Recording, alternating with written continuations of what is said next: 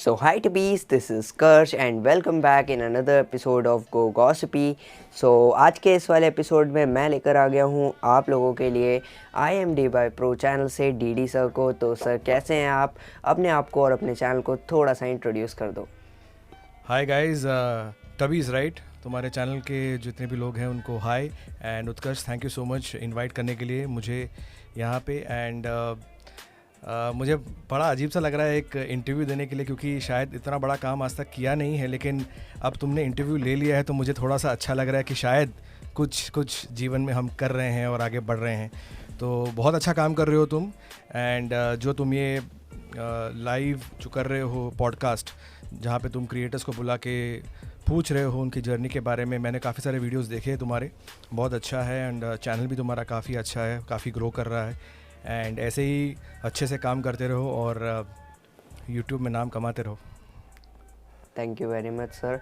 सो sir ji, अब आप अपने चैनल को इंट्रोड्यूस कर दो। और हाँ, एक और बड़ी इंपॉर्टेंट चीज़, आप अपना पूरा नाम तो बता दो। मैं आपके साथ पॉडकास्ट कर रहा हूँ, ऑडियंस तो क्या, मुझे ही आपका पूरा नाम नहीं पता, ये क्या बात हुई? हाँ, तो पूरा नाम का जो फंडा है, एक्चुअली अगर तुमने मेरे पुराने वीडियोस देखे हैं अगर, तो उसमें मैंने अपने आप को हमेशा इंट्रोड्यूस किया है मेरे पूरे नाम के साथ। और मैंने एक्चुअली पूरा एक सेशन किया था जहाँ पे मैंने अपने बारे में बताया था, और मैंने Q&A सेशन भी किया था मेरी वाइफ के साथ। तो मैं तुमको वीडियो भेज दूँगा। फ़िलहाल के लिए मैं आपको बता देता हूँ कि मेरा जो पूरा नाम है वो है दीन दयालन। ठीक है, इतना लंबा नाम है, बड़ा नाम है। मैं बेसिकली साउथ इंडियन हूँ और तमिल जो है वो मेरी मातृभाषा है, जो घर में हम बोलते हैं। लेकिन तुमको कहीं से भी लगेगा नहीं कि मेरे को तमिल का जो साउथ इंडियन इन्फ्लुएंस आता है, जैसे कि हम देखते हैं लोगों में जब हिंदी बात करते हैं या इंग्लिश बात करते हैं, तो वो तुमको नज़र नहीं आएगा, क्योंकि जो मेरी परवरिश है वो मुंबई में हुई है। और मेरे जो दोस्त हैं वो या तो महाराष्ट्रियंस हैं या गुजराती हैं या यूपी से हैं या जयपुर दिल्ली वगैरह से मेरे काफ़ी सारे दोस्त हैं। तो ज़बान जो है मेरी काफ़ी साफ़ रही है। और दीन दयालन जो है वो घर का नाम है, साउथ इंडियन नाम है, हमको दिया गया है। इस नाम के बारे में तुमको मैं थोड़ा सा बता देता हूँ, अगर थोड़ा सा लाइट करना है अगर पॉडकास्ट को। तो नाम मेरा जो है बहुत लंबा तो है, लेकिन पहली बार में किसी को समझ में आता नहीं है, क्योंकि लंबा नाम है और थोड़ा सा कंफ्यूजिंग है। लेकिन इसका मैंने बहुत फ़ायदा उठाया है। अब पूछो कैसे? अच्छा, कैसे? फ़ायदा मैंने ऐसे उठाया है कि जो साउथ इंडियंस हैं वो तो मुझे दीन दयालन बोल देते हैं, ठीक है, वो तो उनके इसमें एक AN लगा देते हैं। और जो नॉर्थ वाले हैं वो बोलते हैं कि दीन दयाल है आपका नाम। तो मैं दोनों जगह मेरा जो है सिक्का चल जाता है, ठीक है। तो इसके वजह मतलब साउथ वाले आपको सोचते हैं आप साउथ के हाँ, हो, एंड नॉर्थ वाले सोचते हैं आप नॉर्थ के हो। जी हाँ, मैं पूरा संपूर्ण भारत का जो है मैं एक समरी बोल सकते हो तुम। तो जोक्स अपार्ट, तो नाम मेरा काफ़ी लंबा था और बचपन से लोग जो है इतना लंबा नाम बोल नहीं पाते थे, तो इसके लिए हमने इसको छोटा कर दिया और DD कर दिया। और यही मैं यूट्यूब पे भी यूज़ करता हूँ। लेकिन मेरा नाम जो सुन लेता है एक बार ना, जो मेरा पूरा नाम सुन लेता है, उसको ज़िंदगी भर जो है मेरा नाम याद रहता है। अगर दीन दयालन बोलोगे तो कोई भी ना कोई पहचान लेगा। तो ये एक फ़ायदा भी है। बहुत काफ़ी अच्छी बात है और बहुत अच्छा इंट्रोडक्शन आपने अपने नेम का दिया। वैसे ये काफ़ी बढ़िया है यार, ऐसा कुछ नाम होना चाहिए। मतलब साउथ में भी चल रहा है, नॉर्थ में भी चल रहा है, वेस्ट ईस्ट सब जगह चल रहा है, तो भाई हर तरह की ऑडियंस सोचेगी ये तो मेरा वाला बंदा है। बिल्कुल, काफ़ी अच्छी बात है। सो स्टार्ट करते हैं आपकी जर्नी स्ट्रगल से, जो कि हमारा ऑफ कोर्स पहला सेगमेंट होता है। फ़िलहाल आज का जो पॉडकास्ट है वो बिल्कुल भी फॉर्मल नहीं होने वाला है, क्योंकि सर ने मुझे रिक्वेस्ट किया कि यार तुम थोड़ा इनफॉर्मल पॉडकास्ट करो। तो यार इनफॉर्मल होगी, अब मैन टू मैन नहीं, हार्ट टू हार्ट बात होगी। देखते हैं क्या कैसा जाता है, वो तो आप सब देख ही लोगे अपलोड होने के बाद में। स्टार्ट करते हैं आपकी जर्नी स्ट्रगल से। यार कुछ तो फेस किया होगा, क्योंकि 47,000 के ऑलमोस्ट आपके सब्सक्राइबर्स हैं। काफ़ी मुश्किल, काफ़ी ज़्यादा दिक्कतें। तो क्या लगता है कि जब स्टार्ट किया था तब की प्रॉब्लम्स फेस करके कुछ फ़ायदा आपको देखने मिला है यहाँ पे? तो अगर तुम जर्नी के बारे में जानना चाहते हो तो मैं पहले ये बता देता हूँ कि मैंने इसको स्टार्ट क्यों किया। वो एक मेन मोटिव या जो मेरा ऑब्जेक्टिव था स्टार्ट करने का, वो पहले बता देता हूँ मैं तुमको। तो मैं बचपन से ना एक ऐसा बंदा रहा हूँ जो स्टेज पे हमेशा रहा है, ठीक है। स्टेज परफॉर्मेंस, ड्रामा, मिमिक्री करना, ये सारी चीज़ें मैं हमेशा से करता आया हूँ। बचपन में, स्कूल में, कॉलेज में, ड्रामा वगैरह में बहुत पार्ट लिया है मैंने, थिएटर में। तो एक कॉन्फिडेंस हमेशा था कि यार बात कर सकते हैं लोगों के सामने बिना रोक टोक के या बिना किसी डर के। तो वो कभी था नहीं। और दूसरा जो मेरा दूसरा एस्पेक्ट है लाइफ का, जो कि मेरा बहुत मेजर एस्पेक्ट है, वो है कि मैं एक फुल फ्लेज जॉब भी करता हूँ। ठीक है, मैं फाइनेंशियल सर्विसेज में मैं जॉब करता हूँ। मेरा काम ये है कि लोगों को ये बताना है कि आपको कितने पैसे जमा करने हैं, ताकि जब आप वृद्धावस्था में चले जाएंगे, यानी कि जब आप बूढ़े हो जाएंगे या रिटायर हो जाएंगे, तब आपको कितना पैसा लगेगा एक सरल जीवन जीने के लिए। ठीक है, तो ये मेरा बेसिक काम है, मतलब ये मैं कमाने के लिए ये काम करता हूँ। तो चैनल की शुरुआत ऐसे हुई कि मेरे को हमेशा से जो था टेक्नोलॉजी में बहुत इंटरेस्ट था, मेरे को बोलने में बहुत ज़्यादा इंटरेस्ट था, मुझे वीडियो बनाने में बहुत ज़्यादा इंटरेस्ट था। और अगर तुम्हारे फैमिली में या तुम्हारे जो ऑडियंस हैं, जो सब्सक्राइबर बेस हैं, या हमारे जितने भी दोस्त देख रहे हैं, उनकी फैमिली में ऑब्वियसली कुछ लोग होंगे जो ऑफिस जाते हैं, या उनके भाई जाते होंगे, या बहन जाती होगी, या पापा जाते होंगे ऑफिस वगैरह, तो उनको पता होगा कि ऑफिस का जो एक एनवायरनमेंट होता है वो बड़ा अलग होता है। मतलब जब तक आप ऑफिस के प्रेमाइसेस में रहते हो बहुत फॉर्मल रहता है, लेकिन जैसे ही आप चाय की टपरी पे चले जाते हो तो वहाँ पे जो सीन जो है वो कम्प्लीटली पलट जाता है। तो ये जो चाय की टपरी वाला सीन है ना, जहाँ पे हम चाय वाय पीने जाते थे, तो वहाँ पे लोग मुझको हमेशा घेर लेते थे और मुझसे पूछते थे, यार मेरे को कौन सा फ़ोन लेना चाहिए, मुझे कौन सा लैपटॉप लेना चाहिए, यार इस फ़ोन में मेरे को थोड़ा दिक्कत आ रहा है, इसका ये सेटिंग ठीक करके दे दो, कैमरा मुझे चलाने नहीं आ रहा है, ये ठीक करके दे दो, यार सिखा दो। तो ये तो हमेशा हम लोग चाय के जब लोग चाय पी रहे थे तो हम लोग बता देते थे कि इसको ऐसे ऐसे कर देना। फिर मुझे मेरे ऑफिस से ही किसी ने सजेस्ट किया कि यार तुम इतना अच्छा जानते हो टेक्नोलॉजी के बारे में, ख़ास करके एप्पल प्रोडक्ट्स के बारे में, तो इसके बारे में तुम फॉर्मली क्यों नहीं करते हो कुछ, why don't you start probably a channel और एक ऐसा प्लेटफॉर्म जहाँ पे लोग तुमको आके देख सकें और तुम लोगों को बता सको कि यार ये आईफोन है, इसको ऐसे ऑपरेट कर सकते हो, ये मैक है, इसको ऐसे ऑपरेट कर सकते हो, वीडियो एडिटिंग करना है तो ये ऐसे कर सकते हो, जो भी मतलब चैनल में मेरा कंटेंट है। तो ऐसे जो है एक्चुअली में चैनल का जो है जन्म हुआ था, to be very honest with you. और मेरे कॉलेज में जब मैं जब ग्रेजुएशन कर रहा था, तब मैं एक आर्टिकल वगैरह लिखता था तभी, जिसका नाम था आई एम डिजिटली योर्स। ठीक है, तो ये नाम मुझे बहुत पसंद था, I am digitally yours. Actually I am नहीं था, सिर्फ डिजिटली योर्स था, तो मुझे ये नाम बहुत पसंद था। और जब मेरे फ़ोन में जब भी आपका नंबर सेव मिला था मुझे, मतलब मैंने किसी से मांगा था आपका नंबर, और नंबर तो ठीक है बट वो मेरे फ़ोन में डिजिटली योर्स नाम से सेव हुआ था। करेक्ट, इसके पीछे की कोई स्टोरी? हाँ, तो ये तो नंबर हमने लिया था स्पेसिफिकली एक जस्ट इसको ऑपरेट करने के लिए, ताकि हम अगर कोलैबोरेट करना है किसी के साथ, जैसे तुम्हारे साथ हम कोलैबोरेट कर रहे हैं, या अगर किसी ब्रांड को देना है, तो I wanted to keep a separate number, तो उसको हम लोग ने वैसे ही फ़ोन नंबर लिया था। ठीक है, तो डिजिटली योर्स करके मैं आर्टिकल लिखता था, और वो सिर्फ टेक्नोलॉजी के बारे में नहीं था, वो हम उसमें मूवी रिव्यूज़ भी लिखते थे और काफ़ी सारे इंटरेस्टिंग चीज़ें भी लिखते थे हम लोग। तो मुझे ये नाम बहुत पसंद आता था कि डिजिटली योर्स, इसमें एक अपनापन भी है और थोड़ा सा मिस्ट्री भी है, क्योंकि फिजिकली आप किसी से कहीं मिल नहीं रहे, everything is digital. I mean YouTube में अगर आप बात कर रहे हो, तो यहाँ से जो है चैनल का नाम आया। तो फिर किसी ने बोला कि आप चैनल चालू कर दो, आप लोग आपको देखना पसंद करेंगे। तो हमने चैनल ऐसे स्टार्ट किया। चैनल का नाम हमने पहले डिजिटली योर्स ही रखा, और उसमें धीरे धीरे जो है कंटेंट डालना शुरू किए। एंड जर्नी जो अभी रही है कट्टू, अगर मैं बोलूँ तो जर्नी बहुत ज़्यादा ऊपर नीचे रही है। मैं ये नहीं बोलूँगा कि बहुत सरल, बहुत ही मज़ेदार डेफिनेटली रहा है, लेकिन बहुत ज़्यादा सीधा सरल या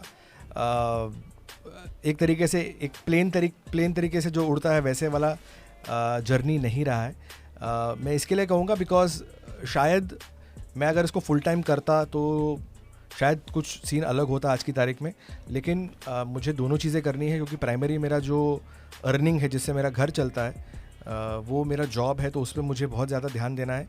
और उसके बाद जो समय मिलता था मुझे, जो मैं ऑफिस से आता था या सुबह का टाइम था जब मैं ऑफिस के पहले, तो मैं उस टाइम पे जो है वीडियो एडिट करता था, शाम को आके वीडियो रिकॉर्ड करता था, और ऐसे ऐसे करके हमने इसको कराया है।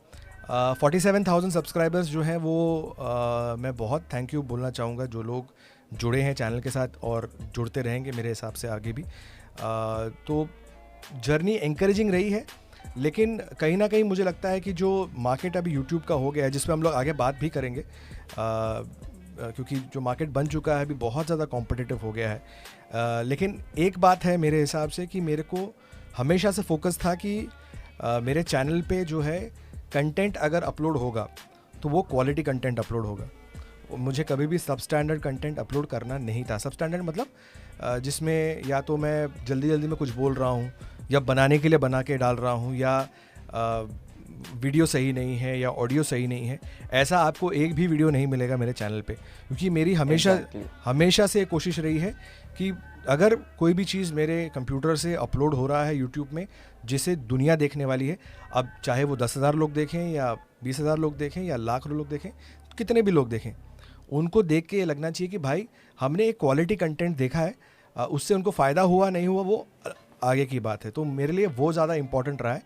एंड ये जो लॉकडाउन का भी जो पीरियड रहा है ना, जो मार्च से निकला है, वो कहीं ना कहीं यूट्यूबर्स के लिए या सिंगल कंटेंट क्रिएटर्स के लिए बहुत ज़्यादा बेनिफिशियल रहा है। मतलब मुझे पता है कि दुनिया में काफ़ी प्रॉब्लम्स चल रहे हैं, और मतलब ऑब्वियसली नेगेटिविटी है और वो सारी चीज़ें हैं because of Covid and everything, but जितने भी लोग कंटेंट क्रिएटर्स हैं उनको बहुत फ़ायदा हुआ है। तो इस लॉकडाउन टाइम मिल गया है, एंड साथ ही साथ में एक स्लॉट मिल गया है। एब्सोल्युटली। तो जो मेरा ट्रैवल टाइम होता था ना, जो मैं 40-50 मिनट मुझे लगता था मेरे घर से मेरे ऑफिस जाने का, या 1 घंटा ऑफिस से घर आने का, वो मेरा पूरा बच गया है। और कुछ करना नहीं, मतलब घर पे आप सुबह उठ जाओ, फिर आप एडिटिंग कर लो, फिर ऑफिस का काम कर लो 6 बजे तक, फिर उसके बाद सीधा घुस जाओ इसमें। तो इसमें मुझे थोड़ा बहुत स्पीड मिला है, जैसे मैं काम कर सकता हूँ और मैनेज कर सकता हूँ चीज़ों को। बिल्कुल सही बात है। और जैसे आपने स्टार्टअप किया, ये सारी चीज़ें तो नॉर्मल हैं, बट एक कंटेंट क्रिएटर के लिए सबसे ज़्यादा इम्पॉर्टेंट होता है टाइम। और टाइम अगर उसको मिल जाता है तो ऑब्वियसली आधी मुश्किलें ख़त्म ही हो जाती पूरी तरह से। सो अगर आपने जब भी स्टार्ट किया तब से लेकर अभी तक में, क्या आपको लगता है कि आपका चैनल आपके हिसाब से चल रहा है, जैसा कि आपने प्रेमिस किया था अपने हिसाब से? मैं इसका बहुत ऑनेस्ट और सीधा आंसर दूंगा, मैं घुमा के आंसर नहीं दूंगा इसका। मेरे हिसाब से मेरा जो चैनल है या मेरा जो कंटेंट है, ठीक है, बिकॉज मैं खुद ही इतना सेल्फ ऑडिट करता हूँ या सेल्फ क्रिटिसाइज़ करता हूँ अपने कंटेंट को यूट्यूब पे डालने से पहले, तो मुझे कहीं ना कहीं लगता है कि जितना ग्रोथ मैं एक्सपेक्ट कर रहा था आज की तारीख में, बिकॉज अब मेरे को लगभग 3.5 साल हो गए हैं यूट्यूब में, ठीक है, 3.5 साल में 47,000 सब्सक्राइबर्स ना बहुत ज़्यादा अच्छा है ना बहुत ज़्यादा बुरा है, कंसिडरिंग जो सिनारियोस चल रहे हैं अभी दुनिया में, ठीक है, कैसे टाइप के कंटेंट वायरल हो रहे हैं, आप भी देख रहे हैं और दुनिया भी देख रही है। तो उसको अगर हम लोग ध्यान में रखे करेंगे तो बुरा नहीं है, ठीक ठाक चल रहा है। हाँ, अगर आप मुझसे ऑनेस्ट ओपिनियन पूछोगे तो डेफिनेटली मुझे लगता है कि मुझे अभी तक मिनिमम जो है 1 लाख सब्सक्राइबर्स पार कर लेने चाहिए थे। शायद मैं अगर क्वांटिटी पे भी ध्यान देता अलॉन्ग विद क्वालिटी तो शायद मैं वो पार कर जाता, लेकिन मैंने हमेशा क्वालिटी पे ज़्यादा ध्यान दिया है, ना कि क्वांटिटी पे। वो तो है ही, और क्वालिटी इज़ द किंग, और ऐसा हम समझते हैं। बट आज के टाइम पर ऐसा सीन रहा नहीं है। अब मैं थोड़ा सा इन्फॉर्मल जाता हूँ कि आपने देखा है आज के टाइम पर यूट्यूब ट्रेंडिंग सेक्शन में क्या आपको देखने मिलता है। जब आप किसी भी टैग को सर्च करते हो तो पता नहीं कैसे कैसे वीडियोज़ आपको रिकमेंड होते हैं, सजेस्ट होते हैं। तो क्या आपको लगता है ये सिनेरियो थोड़ा सा बदलना चाहिए यूट्यूब पर? तुमने बिल्कुल सही कहा उत्कर्ष। एक्चुअली मैं बहुत सरप्राइज्ड हूँ कि तुम्हारी उम्र में, मतलब इतना मैच्योरली तुम बोल रहे हो, और बहुत अच्छी बात है कि यूट्यूब के ट्रेंडिंग सेक्शन में अगर आप टेक्नोलॉजी सर्च करते हो तो टेक्नोलॉजी के अलावा सारे वीडियोस आपको नज़र आएंगे। एक्चुअली मैंने अपने लाइव सेशन में भी बोला था, ये मैंने अपने जब मैं लाइव सेशंस कर रहा था लॉकडाउन में, हर सैटरडे को करता था मैं, तो उसमें मैंने ये बोला भी था कि यूट्यूब का जो ट्रेंडिंग सेक्शन है वो ऑनेस्टली स्पीकिंग एक मजाक है, ठीक है। I will be very blunt, I am going to be very blunt on this, ठीक है। It's a dustbin full of fake मतलब थिंग्स, मतलब कुछ भी अच्छा नहीं, भलती चीज़ें चल रही हैं वहाँ पे, ठीक है, भलती चीज़ें और लोग देख भी रहे हैं, और तभी जाके वो ट्रेंडिंग में है। अगर जो यही तो दिक्कत है कि लोग देख रहे हैं, लोग ना देखे तो ऐसी चीज़ें कहीं दिखेंगी भी नहीं। करेक्ट। लेकिन क्या है ना, जहाँ तक मैंने समझा है अभी की दुनिया में लोगों को भी, और जैसे मैं ना हमेशा दो पक्ष से सोचने का कोशिश करता हूँ। जैसे कि अगर मैं कंटेंट क्रिएटर हूँ तो मैं कंटेंट क्रिएटर की तरह सोचूंगा, लेकिन एंड में वो कंटेंट किसके लिए जा रहा है, एक ऑडियंस के लिए जा रहा है, राइट। तो हमारे लिए ये भी इम्पोर्टेंट है कि ऑडियंस क्या सोच रही है उस कंटेंट के बारे में। मुझे ऐसा लगता है कि आज की तारीख में 2020 बोल लो या 2019 बोल लो या 2021 भी बोल लो, आने वाला जो साल है उसमें जो लोग देखना चाहते हैं यूट्यूब पे या डिजिटल प्लेटफॉर्म पे कंटेंट, वो सीखने के पर्सपेक्टिव से इतना नहीं है जितना मनोरंजन या एंटरटेनमेंट के पर्सपेक्टिव से है। ठीक है, पता नहीं क्यों आज की जनरेशन को ऐसा पता नहीं क्या हो गया है कि लोगों का दिमाग में मतलब पूरी तरह से एंटरटेनमेंट चलता रहता है और वो उस टाइप के कंटेंट से ज़्यादा इन्फ्लुएंस होते हैं। पता नहीं। हाँ, एंटरटेनमेंट पसंद करना कोई बुरी बात नहीं है, it's not a crime, but entertainment भी वैसा होना चाहिए जहाँ पे आप जैसे मैं कैसे बोलूँ आपको, अगर एंटरटेनमेंट आप कॉमेडी में भी कर सकते हो, आप एंटरटेनमेंट ड्रामा में भी कर सकते हो, आप एंटरटेनमेंट चुप रह के भी कर सकते हो, माइम कर सकते हो, जैसे मिस्टर बीन करते हैं। आई एम श्योर आपने देखा वो हो। ये हो चुका है एक तरह से, पता नहीं क्यों इंडिया में खासकर entertainment is equal to cringe हो गया है for the timing. Super point, I think you have hit the nail on the head. Perfect point तुमने बोला है कि जो गुस्सा लोगों में है ना, जो गुस्सा लोग दिखाते हैं यूट्यूब पे आके गाली देना, किसी को नीचा दिखाना, किसी के बारे में बुरा बोलना, वो सारी चीज़ें जो है वो ज़्यादा चल रही हैं। मेरे को उस चीज़ से दिक्कत है। मुझे गाली से कोई प्रॉब्लम नहीं, क्योंकि हम लोग सब अपनी रोज़मर्रा की ज़िंदगी में गाली देते हैं। हाँ, मैं भी देता हूँ, हम दोस्तों के साथ हम देते हैं, उसमें कोई गलत बात नहीं, बिकॉज ये तरीका है जीने का। और शायद हमारे पेरेंट्स भी देते होंगे उनके ज़माने में, और हमारे आने वाले जनरेशन भी देंगे, उसमें कोई गलत बात नहीं है। लेकिन उसको बेस रख के अपना कंटेंट बनाना वो सही नहीं है। अगर आपको किसी को बुरा बोलना है तो आप बोल दो, कोई बात नहीं, लेकिन मुझे बुरा ही बोलना है हर चीज़ को, ये चीज़ जो है मुझे सही लगती नहीं है। आई होप कि जो लोग देख रहे हैं कंटेंट को वो पसंद करें, अच्छी चीज़ों को अप्रिशिएट करें। जैसे कितनी अच्छी चीज़ें हैं दुनिया में, फोटोग्राफी है, वीडियोग्राफी है, यू नो। आपने अभी नोटिस किया होगा, हाँ, OTT प्लेटफॉर्म्स पर अच्छी मूवीज़ को भी अप्रिशिएट किया जा रहा है, जो कि काफ़ी अच्छी बात है। यस, इसी तरह से क्या पता यूट्यूब पर भी कुछ ऐसा चमत्कार हो जाए कि लोग क्रिंज को देखना छोड़ दें, ऐसा होना चाहिए। फिलहाल अब बढ़ते थोड़ा सा एक पॉइंट बोलूँगा फिर बढ़ेंगे। बट उत्कर्ष, ये जो पॉइंट है ना, ये अनफॉर्चुनेट है कि इंडिया में ही ऐसा है। आप यूएस में अगर आप देखोगे ना, यूएस में अगर कंटेंट आप देखोगे तो हर कंटेंट क्रिएटर जो है, आपने अभी 10,000 सब्सक्राइबर्स क्रॉस किए हैं, कॉन्ग्रेचुलेशंस ऑन दैट। बट जो लोग के 10,000 सब्सक्राइबर्स भी यूएस में है ना, उनके वीडियोस, जैसे आप वीडियोस बना रहे हो ना, जिस टाइप के वीडियोस आप बना रहे हो, उसको भी जो है डिसेंट व्यूज़ आ रहे हैं। When I say decent views, more than 10,000 views. तो यूएस में मैच्योर मार्केट जो है, जो ऑडियंस है वो थोड़ा मैच्योर है मेरे हिसाब से, क्योंकि हर एक जन के लिए वहाँ पे एक अपॉर्चुनिटी है। यहाँ पे क्या हो गया, यहाँ पे मीडिया हाउसेस भी आ गए हैं अभी, और जितने भी BMM जिन्होंने पढ़ा है या मास्टर्स किया है मीडिया में, वो सब भी घुस गए हैं इसमें। और एक तरीके से एक बिजनेस ही बोल सकते हैं इसको, बिजनेस ही बन गया है कि जिनके पास पावर है, जिनके पास रीच है, वो लोग कर रहे हैं। डेमोक्रेसी आई थिंक आना बहुत ज़रूरी है, जो OTT प्लेटफॉर्म पे है, जैसा आपने बिल्कुल सही तरीके से बोला। मैं भी होप करता हूँ कि आए इसमें, और हम सब के लिए भी एक जगह बने, तो यही उम्मीद है।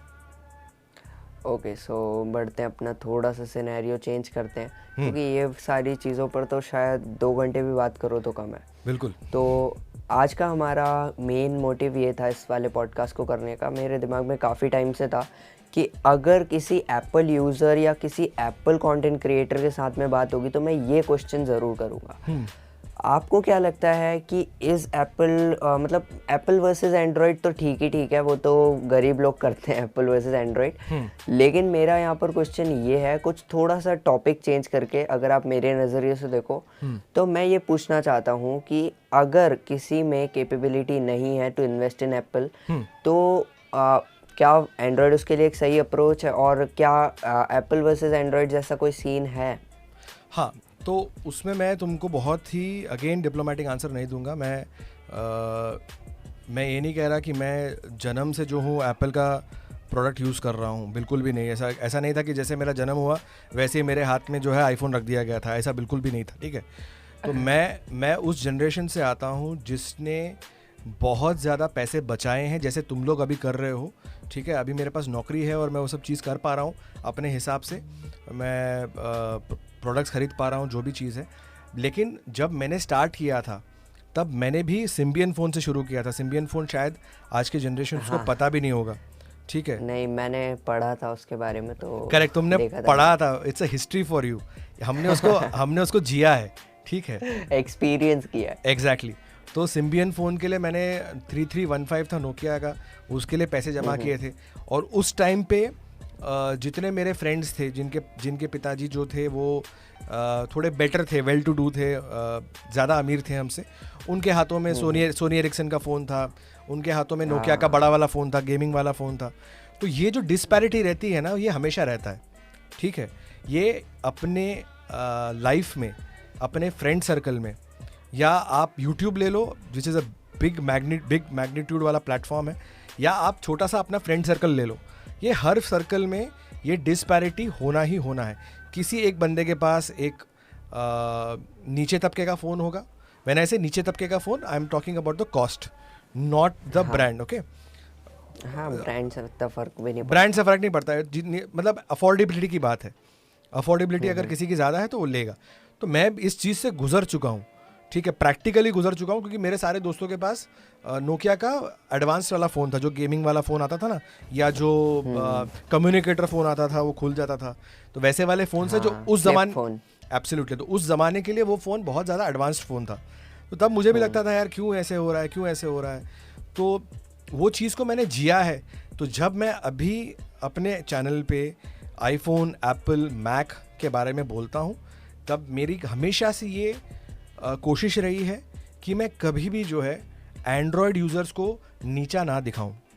मैंने अपने चैनल पे आज तक कभी भी नहीं बोला है कि एंड्रॉयड ख़राब है, ठीक है। मैंने ये कभी नहीं बोला है, ना ही मैंने ये बोला है कि एंड्रॉयड आप यूज़ मत करो, क्योंकि एक कहावत है, मतलब आई डोंट नो आप लोग को पता है कि नहीं, कि जितनी शक्ति है उतनी भक्ति है, ठीक है। ठीक है, तो आपकी जितनी शक्ति है उतनी भक्ति आप दिखा सकते हैं। तो अगर आपके पास फ़िलहाल आईफोन लेने का अफोर्डेबिलिटी नहीं है किसी कारणवश, तो आप एंड्रॉयड यूज़ कर लीजिए। लेकिन मैं कितने लोगों को जानता हूँ उत्कर्ष, जो जैसे मेरे खुद के बड़े भाई हैं, ठीक है, वो मुझसे 6 साल बड़े हैं, एंड और वो आईफोन यूज़ नहीं करते हैं, उनको एप्पल बिल्कुल पसंद नहीं है, ठीक है। तो ऐसी डिस्पैरिटी मेरे घर में ही है, और ठीक है, तो मैंने उनको काफ़ी कोशिश करी थी कि भाई भैया आप ले लो आईफोन, ले सकते हो आप। बोला नहीं, मुझे एंड्रॉयड पसंद है, मुझे इसकी सिंप्लिसिटी अच्छी लगती है, मुझे इसका जो कंट्रोल है वो ज़्यादा अच्छा लगता है। तो मेरे हिसाब से टू ईच इज़ ओन, यानी कि जिसको जो सही लगता है वो करिए। मैंने अपने चैनल पे कभी भी ये नहीं बोला है कि आप एंड्रॉयड मत यूज़ करो या आप सिर्फ आईफोन यूज़ करो, आईफोन बेटर है।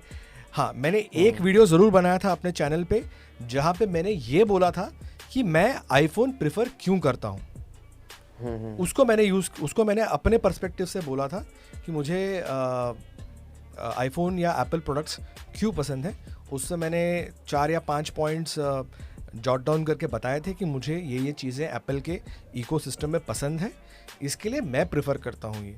लेकिन कभी भी मैंने एंड्रॉयड को जो है नीचा नहीं दिखाया। और दूसरी बात है कि अगर मेरे आप चैनल पे जाके देखेंगे तो वन ऑफ द वीडियोज जो मेरा अच्छा कर रहा है इन टर्म्स ऑफ व्यूज़, वो ये है कि how do you transfer files from Mac to Android and Android to Mac.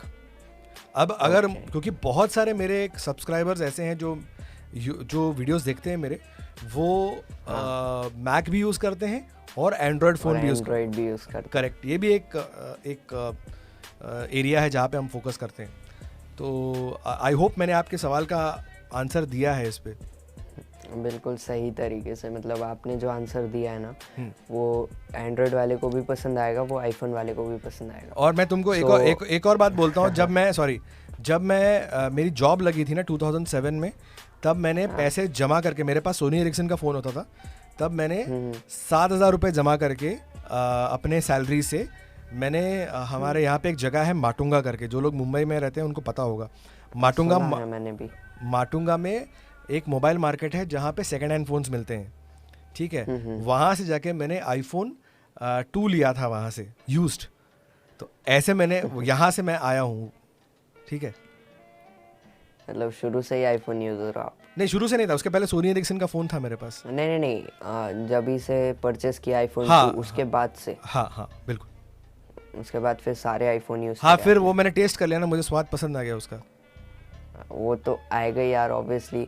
Apple ने हमेशा सिंप्लिसिटी पे भी ध्यान दिया है और अपने सॉफ्टवेयर को और ज़्यादा एडवांस बनाने पे ध्यान दिया है। बिल्कुल बिल्कुल। कंपनीज अपने हार्डवेयर पे फोकस करते रह जाती है, 4 कैमरा 5 कैमरा, बट आईफोन्स ने हमेशा से, मतलब एप्पल की बात करें, हमेशा से अपने सॉफ्टवेयर पे ज़्यादा ध्यान दिया, अपनी प्रोसेसिंग पे ज़्यादा ध्यान दिया, जो कि काफ़ी अच्छी बात है। एंड अगर तुम सॉफ्टवेयर सपोर्ट भी देखोगे ना, तो अभी जो 5 साल या 6 साल पुराने आईफोन्स हैं उस पे भी जो है लेटेस्ट iOS सपोर्ट कर रहा है। तो ये हमारे में कभी भी वो कन्फ्यूजन नहीं रहता कि यार तुमको अपडेट मिला कि नहीं, मुझे अपडेट मिला कि नहीं, वो नहीं रहता।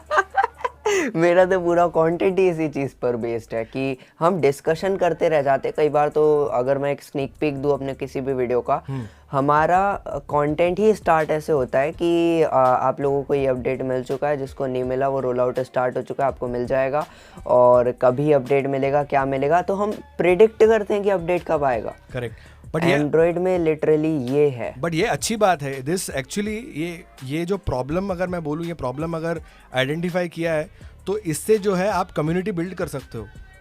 इसी से तो डिस्कशन शुरू होती है। आई थिंक तुम बहुत सही कर रहे हो इसमें, ये वाले इसमें। ये चीज़ एक्चुअली मैंने ही स्टार्ट किया है 2019 एंड में, जब ये चैनल स्टार्ट किया था मैंने दिसंबर के टाइम, तभी मैंने ये चीज़ स्टार्ट की है। तभी से मैं कोशिश कर रहा हूँ कि लोगों को अपडेट्स मिले, और कई बार तो हमारे चैनल के लिए, मतलब तारीफ नहीं कर रहा, बट हमारे चैनल के कारण कई बार अपडेट रोल आउट हुआ है कंपनीज की तरफ से भी। Wow, that's very good. Updates मतलब 20,000 प्लस व्यूज़ जाते थे और ट्वीट्स पे अराउंड 8-8 हज़ार रीट्वीट जा जाते थे, तो फिर एकदम करना ही पड़ता था कंपनी को काम भी। हाँ बिल्कुल, I think it's a wonderful thing. Okay, so अब मैं आपसे एक क्वेश्चन करता हूँ, जो कि काफ़ी लोगों का क्वेश्चन होता है, शायद आपने इस पर कोई वीडियो भी बना रखा हो पहले, कि एप्पल केयर प्लस क्या है, मतलब सिंपल वर्ड्स में अगर आप बताओ, और क्या इसको लेना चाहिए। ओके, तो एप्पल केयर प्लस पे मैंने एक वीडियो डेफिनेटली बनाया है, और इसके तो मैं एक ब्रीफ में आंसर दे देता हूँ, तुम चाहो तो वीडियो देख सकते हो इसके बाद। एग्जैक्टली, मैं उसका लिंक पिन कर दूंगा आई बटन में। करेक्ट। तो एप्पल का वारंटी प्लान है एप्पल केयर प्लस। जो पहले का एप्पल का प्लान था ना, उसका नाम था एप्पल केयर प्रोटेक्शन प्लान, या जिसको हम लोग APP बोलते थे, ठीक है। हाँ। तो उसमें क्या था, आप अगर कोई भी प्रोडक्ट खरीद रहे हो, आईफोन हो गया या मैक हो गया, आईपैड हो गया, एप्पल वॉच हो गया, मैकबुक प्रो हो गया, कुछ भी हो गया, तो उसके 1 साल के परचेज के अंदर आप एप्पल प्रोटेक्शन प्लान को खरीद सकते हो। ये पहले का रूल था, यानी कि आपको जो 1 साल का वारंटी मिलता है उसको आप और 2 साल से एक्सटेंड कर सकते थे पहले के ज़माने में, ठीक है। पहले के ज़माने मतलब अक्टूबर 7 तारीख के पहले, इफ़ आई एम करेक्ट, अगर मुझे याद है तो, ठीक है। अब जो सिनेरियो है, अब ऐसा है कि एप्पल केयर प्लस आ चुका है। एप्पल केयर प्लस जो है वो सारी चीज़ें आपको देगा जो आपके एप्पल प्रोटेक्शन प्लान में था, यानी कि अगर आपका सॉफ्टवेयर में कुछ प्रॉब्लम हो जाता है, या अगर आपके इंटरनल में हार्डवेयर में कुछ प्रॉब्लम हो जाता है, तो उसको वो एड्रेस कर देगा। इसके साथ साथ एप्पल केयर प्लस में अगर आपके आईफोन में फिज़िकल डैमेज हो जाता है, तो वो भी वो केयर टेक करेगा, उसका भी देख लेगा वो, या लिक्विड डैमेज अगर हो जाता है तो उसको भी वो हैंडल कर लेगा, लेकिन उसके एडिशनल चार्जेस आपको देने पड़ेंगे, ठीक है। एडिशनल चार्जेस मुझे अभी फ़िलहाल याद नहीं है, आई थिंक 2000 रुपये के आसपास है, if I am correct for the screen. And तो ये सारी चीज़ें एप्पल केयर प्लस में आ गई हैं। लेकिन तो अगर किसी बंदे ने एप्पल केयर प्लस नहीं लिया है तो उससे क्या इफेक्ट पड़ सकता है? हाँ, तो पहली बात तो उसमें मेन डिफरेंस बताता हूँ तुमको मैं। एप्पल केयर प्लस जो है वो आप कभी भी नहीं ले सकते हैं। आपके पास केवल 2 ऑप्शंस हैं जब आप उसको ले सकते हैं। एक, जब आपने अपना प्रोडक्ट खरीदा है, या जैसे मैक या आईफोन जो भी लिया है आपने, उसको जब आपने ख़रीदा है, और या अगर आप उस टाइम पे नहीं लेते हैं तो 60 डेज़, यानी कि अगर आज क्या तारीख है, आज 28 तारीख है, तो 60 डेज़ के अंदर, आज से 60 डेज़ के अंदर आप एप्पल केयर प्लस को ख़रीद सकते हैं with in 60 days of the purchase date. तो ये ऑप्शन है अवेलेबल।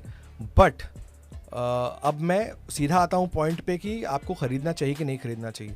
मेरे हिसाब से जो प्राइसिंग एप्पल केयर प्लस की है वो एक्सट्रीमली कॉस्टली है, ठीक है। If I am correct, the pricing for iPhone 12 Pro is more than 20,000 rupees. 20,000 रुपया के ऊपर आपको देना पड़ रहा है एप्पल केयर प्लस के लिए, जिसमें लिटरली आपको एक एंड्रॉयड स्मार्टफोन मिल जाएगा, काफी अच्छी फंक्शनैलिटी। एग्जैक्टली, मुझे मैं जानता था कि तुम ये पॉइंट बोलोगे। ठीक है, तो अगर obviously it again depends on the kind of user you are. ठीक है, आप अगर अपने फ़ोन पे स्क्रैच गार्ड लगाते हो, टेम्पर्ड ग्लास लगाते हो, आप स्किन्स लगाते हो, क्योंकि आजकल वो मैंने भी वीडियोस बनाए हैं स्किन्स पे, जो प्रोटेक्टिव स्किन्स होते हैं, जो मतलब रेजिस्टेंस जिनमें ज़्यादा होता है, तो अगर आप हथौड़े वथौड़े से भी मारोगे तो वो प्रोटेक्ट करेगा ग्लास को। ठीक है, वैसे वाले स्किन्स भी अवेलेबल हैं। मोबाइल आउटफिटर्स करके एक ब्रांड है जिनके साथ मैंने कोलैब किया था, तो उनका मैंने तो भाई फ़ोन परचेस करते से ही बाबूराव भैया का डायलॉग मारा था, बिल्कुल रिस्क नहीं लेने का। रिस्क बिल्कुल नहीं लेने का। वो जो स्कैम में डायलॉग है ना, रिस्क है तो इश्क है, वो यहाँ नहीं चलता। हाँ, नहीं चलने भी नहीं देंगे भाई। अगर रिस्क है तो इश्क है जैसा कुछ है, तो भाई फ़ोन ही मत खरीदो। एब्सोल्युटली, बिल्कुल सही। तो मैं यही रिकमेंड करूँगा कि अगर आप कैसे यूज़र हैं वो आप देखिए। अगर आप कवर नहीं लगाते हैं, स्क्रीन गार्ड नहीं लगाते हैं, आप स्क्रीन प्रोटेक्शन नहीं लगाते हैं, और आप बहुत ही रफ यूज़ कर रहे हैं अपने फ़ोन को, बिकॉज बहुत लोग हैं जो लोग रफ यूज़ करते हैं। मेरे ही बहुत सारे दोस्त हैं, और आई एम श्योर तुम्हारे भी काफ़ी दोस्त होंगे जो फ़ोन को ऐसे ही रख दिया, कोई जन तो फ़ोन के ऊपर ही। मेरे यूट्यूबर फ्रेंड्स हैं, वो मुझे बोलते हैं, जब ये मेरा मीटअप हुआ है कई बार उन लोगों के साथ में, काफ़ी अच्छे यूट्यूबर, और जो छोटे यूट्यूबर तक है, मैं नाम नहीं ले रहा, बट ऐसे लोग हैं कि जो अपने फ़ोन पे ना स्क्रीन गार्ड लगाते हैं, ना बैक कवर लगाते हैं, एंड अपने फ़ोन को टेबल्स वगैरह पे तो ऐसे फेंकते हैं जैसे कि पता नहीं क्या ही हो जाएगा उससे। करेक्ट। तो अगर आप इस प्रजाति के लोग हैं, मतलब इस तरीके के प्राणी हैं आप, तो प्लीज़ आप ले लीजिए एप्पल केयर प्लस, बिकॉज यार 1,30,000 1,50,000 का फ़ोन है, तो प्लीज़ उस पर ज़रा दया करिए, दया माया रखिए उस पर, और ले लीजिए। अगर हाँ, लेकिन अगर आप मेरी तरह यूज़र हैं, मैं बहुत अपने फ़ोन को बहुत प्यार से रखता हूँ। ठीक है, ये मैंने अपने चैनल पे बहुत बार बोला है, क्योंकि मेरे को तो मुझे अपने टेक्नोलॉजी चीज़ों से ना बहुत ज़्यादा प्यार है, और ये मैंने एक्चुअली मेरे फादर से सीखा है। मेरे फादर जब हम लोग छोटे थे, तो जब टेलीविज़न घर पे आता था, या म्यूज़िक सिस्टम आता था, या वीडियो गेम आता था ना, तब मेरे फादर उसको हमेशा कवर करके रखते थे। मैं पूछता आप ये क्यों कर रहे हो? तो ये मेरे साथ होता है, एंड लिटरली अभी भी जो हमारा वो है टीवी, उस पर अभी भी रैप लगा हुआ है, मतलब क्या करें उसको, जो पतली वाली लेयर होती है ऊपर, हाँ, अभी तक लगी हुई है, मतलब निकाल ही नहीं रहे जानबूझ के। करेक्ट। तो वो हम लोग, हमारा जो थॉट प्रोसेस वो मिडिल क्लास वाला ही है अभी भी। ठीक है, तो यही है। तो अगेन, अगर किसी को लगता है कि वो लोग अफोर्ड कर सकते हैं और फ़ोन को बहुत रफली यूज़ कर रहे हैं, तो मैं डेफिनेटली रेकमेंड करूंगा, क्योंकि स्क्रीन का जो प्रोटेक्शन ये लोग दे रहे हैं वो क्रिटिकल है, एंड उसका जो costing, if I am not wrong, is 2,000 rupees additional आपको देना है, और आप 2 इंसिडेंट्स कवर कर सकते हैं ऐसा फिजिकल डैमेज का 2 साल में। तो ये अच्छी चीज़ है, तो नहीं लिया है तो ले लो, अगर आपको लगता है सही है तो। मैं मतलब भैया मेरा डाउट क्लियर हो गया। मुझे ऐसा लगता था कि एप्पल केयर प्लस ले लिया ना, फिर अपने फ़ोन को छत से भी फेंक दो तो ना सही जाएगा। नहीं, ऐसा कुछ नहीं। ओके, बिल्कुल मत कर। फाइनल स्टैंडिंग्स में चलते हैं। 30 मिनट से अबव स्ट्रीम जा चुका है। सो अभी मैं आता हूँ थोड़े से सीरियस टॉपिक पे। सबसे पहले आपका जिस तरह से अभी चैनल रन कर रहा है, या जैसा पहले कर रहा था, I don't believe in number games, but numbers matters in मतलब यूट्यूब पे। तो क्या आपको लगता है कि फ्यूचर स्टैंडिंग क्या होगी आपके चैनल की, मतलब अगले 2 या 3 साल में आप अपने चैनल को कैसे देखते हो? ओके, तो first of all I completely agree with your point कि जो आदमी बोलता है कि, या जो यूट्यूबर बोलता है कि नंबर्स डोंट मैटर, वो या तो अपने आप से झूठ बोल रहा है या दुनिया के लिए झूठ बोल रहा है। ठीक है, मेरे हिसाब से यूट्यूब एक ऐसा प्लेटफॉर्म है जो नंबर से ही ड्रिवन है। ठीक है, उसका बेसिक जो फ्यूल है ना, यूट्यूब का फ्यूल, अगर यूट्यूब एक गाड़ी है तो उसका जो ईंधन या फ्यूल है वो नंबर्स ही है, क्योंकि यूट्यूब खुद भी नंबर्स के हिसाब से चैनल को रेकमेंड करता है। अगर नंबर्स के हिसाब से कुछ नहीं होता यूट्यूब पे तो लाइक्स डिसलाइक्स जिसका पैसा नहीं मिलता है वो उसके भी नंबर्स नहीं काउंट करता। बिल्कुल सही बात, वो एंगेजमेंट का नंबर है ना, वो बहुत ज़्यादा इंपॉर्टेंट है। तो मैं ये पहले सोचता था यार कि यार ठीक है, कुछ लोग देख लिए वीडियोस, चलेगा, अच्छा है, नंबर पे नहीं ध्यान देते, लेकिन ऐसा नहीं है। पिछले आई थिंक 1.5 साल से मैं रिलीजियसली जो है नंबर्स पे फोकस कर रहा हूँ। उसका कारण ये है कि जैसे कहावत है ना कि पैसा पैसे को खींचता है, वैसे ही नंबर्स भी नंबर्स को खींचता है, ठीक है। अब इसका सिंपल सा उदाहरण ये है कि YouTube अगर देखता है कि इस वीडियो पे एंगेजमेंट बहुत ज़्यादा है, इस वीडियो पे व्यूज़ बहुत ज़्यादा है, तो उसको रेकमेंड करेगा और उस रेकमेंडेशन से और भी लोग देखेंगे, और जितने लोग देखेंगे उतने उसको लाइक करेंगे, डिसलाइक करेंगे, या सब्सक्राइब करेंगे, या शेयर करेंगे। तो ये पूरा एक वर्चुअस सर्कल बोल सकते हो आप। दूसरा जो पॉइंट है वो है ब्रांड्स के लिए। तो ब्रांड्स भी जो हैं उनकी नज़र गड़ी रहती है ऐसे वाले कंटेंट क्रिएटर्स पे। अगर अपकमिंग कंटेंट क्रिएटर्स, मैं कभी भी और मैं तुमको भी रिक्वेस्ट करूंगा उत्कर्ष, कभी भी कंटेंट क्रिएटर्स को छोटा कंटेंट क्रिएटर मत बोलना, ठीक है। क्योंकि कंटेंट क्रिएट कोई नहीं बोलता यार, मैं इतना गरीब यूट्यूबर नहीं, बिल्कुल मत बोलना, किसी को मत बोलना, क्योंकि कंटेंट क्रिएटर आर्टिस्ट होता है, ठीक है।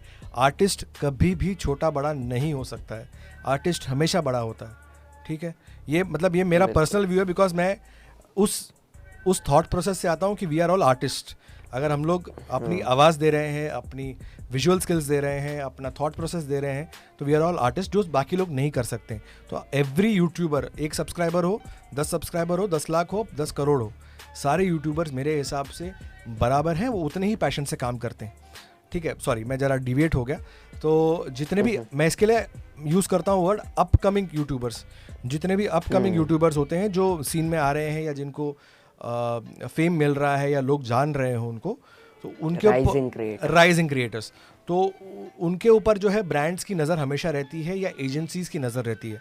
तो वो भी जो है वो नंबर बेस करके ही आपको कांटेक्ट करेंगे और आपको प्रोडक्ट देंगे रिव्यू के लिए, या बोलेंगे कि आप मेरे लिए वीडियो बना दो। क्योंकि सस्टेनेबिलिटी बहुत ज़्यादा इंपॉर्टेंट है। आप अगर इन्वेस्ट कर रहे हो यूट्यूब पे, आप ज़िंदगी भर इन्वेस्ट नहीं कर सकते हैं एक फ़ोन लेने के लिए या मल्टीपल फ़ोन्स लेने के लिए। जैसे कि तुम्हारे पास आई थिंक भर के फ़ोन्स हैं एंड्रॉयड वाले, 7 या 8 फ़ोन। करेक्ट। तो वो तुम अभी तुम 19 साल के हो, 20 साल के हो, जब भी तुम काम करोगे या जॉब करोगे या जो भी बिजनेस वगैरह करोगे, तो इवेंचुअली तुम इन्वेस्ट अपने एंड से नहीं कर सकते हो, ठीक है। Because it has to give you some amount of returns also if YouTube is your primary business और primary source of income. Am I right? या मेरा तो प्राइमरी। करेक्ट। तो उसमें जो है ब्रांड्स का हैंड बहुत प्ले होता है। ब्रांड्स फिर तुमको प्रोडक्ट्स दे देंगे, तुम उसको यूज़ करोगे अपने वीडियोस के लिए। लाइट्स दे दिया, लेंस दे दिया, कैमरा दे दिया, फ़ोन दे दिया, माइक्रोफोन दे दिया, लैपटॉप दे दिया। तो उससे तुम जो है अपना कंटेंट क्रिएशन का जो साइकिल है उसको चला सकते हो। तो मेरे हिसाब से नंबर्स आर एक्सट्रीमली इम्पॉर्टेंट। अगर आप नंबर्स को नज़रअंदाज कर रहे हो तो आप YouTube सही तरीके से कर नहीं रहे हो। और रही बात मेरे चैनल की, मुझे ऐसा लगता है कि अभी जो ये पीरियड है ना, ये जो अगले 2-3 महीने का पीरियड मेरे हिसाब से बहुत ज़्यादा क्रिटिकल है मेरे लिए। ये मैंने अपने लिए सेट किया है, क्योंकि अब मेरा चैनल जो है एक ऐसे थ्रेशोल्ड पे है जिसे आप ना बहुत बड़ा चैनल बोल सकते हो इन टर्म्स ऑफ नंबर्स, ना छोटा चैनल बोल सकते हो। It's somewhere in the middle, because 47,000 यानी कि ऑलमोस्ट 50,000 सब्सक्राइबर्स हो गए, ऑलमोस्ट हो गए हैं, ठीक है। तो ये मेरे लिए बहुत ज़्यादा क्रिटिकल पीरियड है मेरे हिसाब से। तो इस पीरियड में मैं चाहता हूँ कि मैं जितना सबसे ज़्यादा अच्छा कंटेंट हो सके वो डालूँ, ताकि नए लोग आएँ चैनल पे, पुराने लोगों को पसंद आए कंटेंट, और ये कम्युनिटी मल्टीप्लाई हो। और क्योंकि क्या है ना, हम लोग एडिशन की बात करते हैं, एडिशन से ज़्यादा पावरफुल चीज़ है मल्टीप्लिकेशन, ठीक है। एग्जैक्टली। तो मल्टीप्लाई हो, वो मेरा सोच है। तो मैं बहुत पॉजिटिव हूँ चैनल को लेके। जिस मेहनत से मैं 2 साल पहले भी करता था काम, या 1 साल पहले भी करता था, उसी मेहनत, शिद्दत और प्यार से मैं अभी भी कर रहा हूँ और करते रहूँगा आगे भी। बिल्कुल सही। और इसके साथ साथ यार भाई अर्निंग्स और बता दो, बहुत लोग पूछते हैं यार पॉडकास्ट में अर्निंग पूछ लिया करो सामने वाले की। भाई पहली चीज़ तो ये, आप जान के क्या करोगे, बट फिर भी मेरा काम ही है ये पूछना ताशना, यही सब तो मेरा काम है। तो बता ही दो भाई अर्निंग क्या है। तो उत्कर्ष मैं तुमको भी बोल रहा हूँ, जितने भी लोग जो अर्निंग पूछ रहे हैं मुझे पता है कि क्यों पूछ रहे हैं, बिकॉज बहुत सारे यंग पीपल हैं, मैं भी अपने आप को यंग ही मानूंगा, ठीक है, मेरे से भी यंग जितने लोग हैं, ठीक है, हाँ। वो लोग को ऐसा लगता है कि यूट्यूब बहुत क्विक एक बहुत ऐसा साधन है या एक ऐसा करियर है जिसमें क्विक मनी और क्विक फेम मिल जाएगा, क्योंकि वो ऐसा कुछ नहीं है। वो उनको लगता है, वो सही लग सकता है, गलत लग सकता है, वो तो खैर बात की बात है, वो उस पर नहीं जाते हम लोग। जिसका चल गया उसका चल गया, उसका वो खेल गया मतलब बंदा, ठीक है। तो पहली बात तो मैं लोगों को ये बोलना चाहूँगा कि अगर आप यूट्यूब को एज अ करियर देख रहे हैं तो हमेशा ये कोशिश करिए कि आपके पास साइड बाय साइड एक दूसरा करियर, स्टेबल करियर साथ में है आपके। जैसे कि मैं तुमको जानता हूँ उत्कर्ष, तुम अभी फिल्म मेकिंग पढ़ रहे हो, ठीक है, हाँ, उसके साथ साथ सिनेमाटोग्राफी पढ़ रहे हो तुम, उसके साथ साथ तुम मॉडलिंग भी कर रहे हो। तो so it's a multi faceted personality और मल्टी फैसेटेड तुम अपने लिए अलग अलग मल्टीपल अपॉर्चुनिटीज़ क्रिएट कर रहे हो बेसिकली, ठीक है। मतलब ये नहीं हुआ तो ये नहीं हुआ तो ये नहीं हुआ तो ये, मेरे लिए अरे वो कुछ भी हो बट YouTube नहीं है भाई फुल टाइम नहीं लगता। मैं कभी भी रेकमेंड नहीं करूँगा किसी को फुल टाइम। तुम स्टैंड अप कॉमेडी तो देखते होगे? देखा है, एक आध बार देखा है, 2 बार। करेक्ट। तो मेरा जो फेवरेट स्टैंड अप कॉमेडियन है वो है जाकिर खान, ठीक है ना, बहुत नाम। अरे वो उनका एक काफ़ी अच्छा डायलॉग है। हाँ। हाँ। तो उन्होंने क्या बोला था कि जाकिर खान इंदौर से है मेरे हिसाब से, राइट? तो जाकिर खान का एक बहुत बड़ा पॉइंट था जिसमें उन्होंने बोला था कि पेरेंट्स जो हैं या जो भी तुमसे बड़े हैं वो लोग तुमको कभी भी ये चीज़ मत करो, इसके लिए नहीं बोलते हैं क्योंकि तुम उसमें अच्छा नहीं करोगे या तुम उसमें पास नहीं हो सकते हो। वो तुमको बोलेंगे कि ये जॉब कर लो या यहाँ पे नौकरी कर लो या ये कर लो, क्योंकि उसमें चांसेस ऑफ फेलियर सबसे कम होता है जॉब में, ठीक है। तो जो लोग यूट्यूब करना चाहते हैं, मैं डिस्करेज नहीं कर रहा हूँ, प्लीज़ करिए, लेकिन हमेशा बट यहाँ पे वो पॉइंट आ जाता है, क्या अगर आप YouTube स्टार्ट कर रहे हो एज अ फुल टाइम, तो फिर वही लेके चलना भाई दिमाग में, रिस्क है तो रिस्क है वाला। बिल्कुल रिस्क है तो नहीं तो नहीं होने वाला। रिस्क है तो रिस्क है, यही है बात। तो जहाँ तक मैं अपने अर्निंग्स के बारे में बात करूँ तो मेरे लिए कभी भी यूट्यूब जो था एक अर्निंग का सोर्स था ही नहीं, ठीक है। मेरे लिए मेरा जो जॉब है वो मेरा अभी भी, इनफैक्ट मैं किसी भी चीज़ को प्राइमरी सेकेंडरी बोलता ही नहीं, ठीक है। मेरे लिए जो काम मैं जब कर रहा हूँ ना वो मेरा प्राइमरी काम तभी है। जैसे कि अब मैं अगर तुमसे ये पॉडकास्ट बात कर रहा हूँ तो मैं ये नहीं सोच रहा हूँ कि मुझे जाके अभी खाना खाना है या मुझे मंडे को क्या प्रेजेंटेशन देना है मेरे ऑफिस में या मुझे वीडियो एडिट क्या बनाना है, वो नहीं सोच रहा हूँ। ये मेरा प्राइमरी काम है, अभी मुझे पूरा 100% इसमें देना है। लेकिन YouTube की अर्निंग से अगर मैं बात करूँ तो ये मेरा कभी भी प्रोगेटिव था ही नहीं, कभी मेरा फोकस पॉइंट था नहीं। मेरा हमेशा से ये पॉइंट था कि मेरे वीडियोस कितने लोग जाके देखें। सेम चीज़ है जैसे राजकुमार हिरानी की फिल्में हैं, ठीक है। राजकुमार हिरानी की फिल्में में आप कभी भी ये नहीं बोलोगे कि 100 करोड़ कमाई है या 200 करोड़ कमाई है, क्योंकि वो खुद भी ऐसे नहीं बोलते हैं। वो बोलते हैं कि फिल्म 20 साल के बाद भी लोगों को पसंद आनी चाहिए। तो वैसा सीन है। और दूसरा क्या है, YouTube की अर्निंग्स को ट्रैक करना भी बहुत ज़्यादा मुश्किल है, to be very honest with you, because कोई भी स्टेबल या फिक्स्ड इनकम नहीं देता है, बिल्कुल भी नहीं है। वो ऐसा मैथमेटिक्स प्रॉब्लम है ना जो मेरे हिसाब से आइंस्टाइन भी आके सॉल्व नहीं कर सकते हैं, ठीक है। वो उन्होंने ऐसा कॉम्प्लेक्स बना कर रखा है कि किसी के 2000 व्यूज़ पे फला नंबर आ गए, किसी के 10,000 व्यूज़ पे फला नंबर आ गए। तो मेरी बस यही YouTube बोला लाओ भाई, एडवर्टाइजर से पैसा आया, इतना आया, कितना ज़्यादा आया तो ज़्यादा दे दिया, नहीं आया तो नहीं दिया। बिल्कुल वही है। सो इस तरह से अर्निंग्स वगैरह की बात वैसे नहीं ही करो नेक्स्ट पॉडकास्ट की कमेंट बॉक्स में, तो यार अच्छा है। बाकी ये पॉडकास्ट मुझे लगता है सबसे ज़्यादा मेमोरेबल होगा क्योंकि हमने फर्स्ट टाइम डेकोरम को मेंटेन नहीं किया। और ये चीज़ सीरियसली आप भी मानते होगे, डेकोरम जब मेंटेन नहीं होता है ना तो वो ज़्यादा इंटरेस्टिंग बन जाता है। बिल्कुल एग्जैक्टली बिल्कुल सही बोला, क्योंकि मेरा जो बात करने का तरीका था ना पहले के वीडियोस में, तुम देखोगे तो तुम्हारा लैपटॉप बंद कर दोगे। मैं बोरिंग तरीके से बोलता था। अभी भी कुछ ऐसा इंटरेस्टिंग वे में बोल नहीं रहा हूँ, लेकिन मेरे हिसाब से एक ग्राफ मेरा बड़ा है, ठीक है, क्योंकि मैं कॉर्पोरेट से हूँ, तो कॉर्पोरेट वालों का बोलने का तरीका एक तरीका होता है, एक फॉर्मल तरीका होता है, पिच एक तरीके से होता है, इंग्लिश में बोलते हैं ऊपर से, और मैं हिंदी में बोल रहा हूँ अपने चैनल पे। तो आई थिंक डेकोरम को जितना आप तोड़ो नहीं, जितना आप उसको फ्लेक्सिबल रखो, उसमें ज़्यादा मज़ा आता है। काफ़ी अच्छा पॉडकास्ट निकला ये वाला, तो सीरियसली मैं 2 या 3 बार तो सुनूंगा। एडिटिंग मैं करता नहीं हूँ अपने वीडियोस की, बट इस वीडियो को मैं करूँगा क्योंकि मुझे इस पॉडकास्ट को पूरा ध्यान से सुनना है। मुझे मज़ा आया इस वाले पॉडकास्ट में, और आज इसका लास्ट क्वेश्चन तो कंप्लीट हो गया भाई, सबका डाउट क्लियर कर दिया गया है। और डाउट क्लियर ना ही हो तो बेटर है, क्या पता आपको मज़ा ज़्यादा आ गया हो।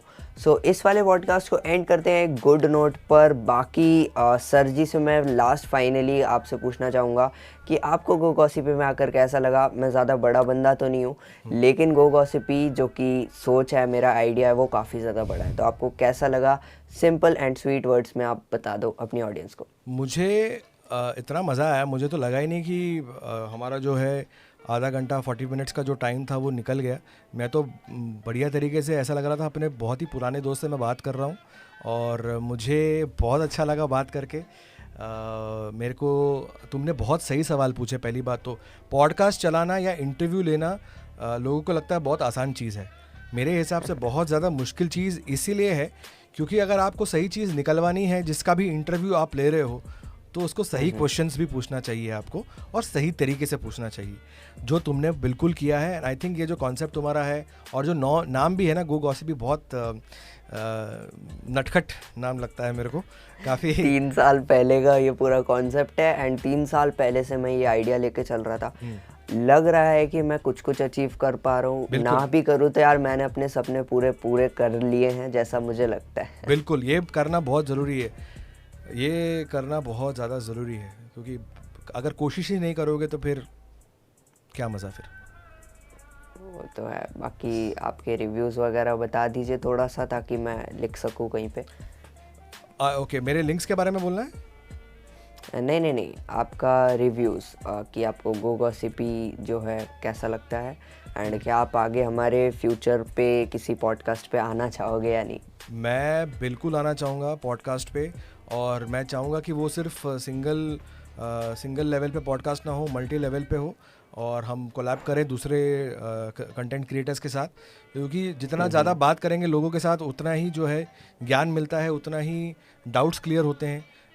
हर एक जन के अपने तरीके होते हैं वीडियो रिकॉर्ड करने के, ऑडियो रिकॉर्ड करने के, तो सीखने का मौका ही मिलता है। और मेरे हिसाब से इसको चलाते रहो, ऐसे ही चलाते रहो, और अच्छे लोगों को बुलाओ, अच्छे क्वेश्चंस पूछो। बहुत अच्छा लगा मुझे। मैं पहले थोड़ा सा नर्वस था आने के लिए, लेकिन अब ऐसा लग रहा है कि वापस आना पड़ेगा। तो मैं बहुत जल्द आपको इनवाइट करूंगा, और जैसा कि आप डेकोरम तो कुछ नहीं, बट जैसा कि मेरा सिग्नेचर डायलॉग है कि मैं आपसे मिलता हूं किसी नेक्स्ट वीडियो में, उसमें ज़रूर से आपको मज़ा आएगा। सो सब्सक्राइब कर ही लेना यार। सारे लिंक्स हैं इन द डिस्क्रिप्शन, भाई का इंस्टाग्राम, मेरा इंस्टाग्राम, हमारा यूट्यूब चैनल्स।